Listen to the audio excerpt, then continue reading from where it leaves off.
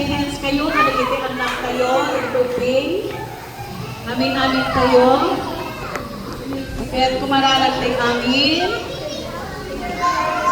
Kas may isang minister mo, God, yaman kami, we thank you for this moment of celebration for the accomplishment and milestone that these graduates or our children have reached today.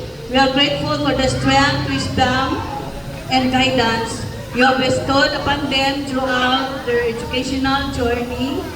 As they step into the future, we ask that you continue to bless them, guide their path, protect them, and help them to grow into individuals who bring light and hope to the world. May their use, their knowledge, their serve others in compassion and integrity. Lord God Almighty, we also thank you for the families, teachers, administrators, friends, visitors who have been part of this journey. Their love and support have made all difference.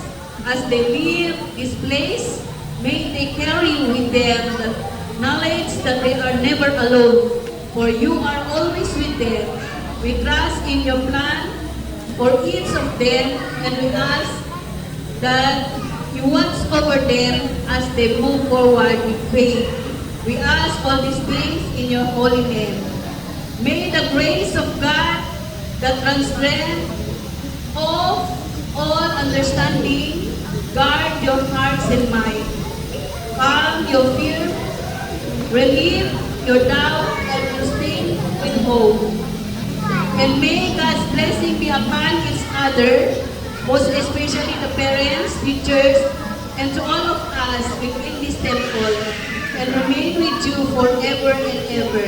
In the name of the Father, the Son, and the Holy Spirit. Amen.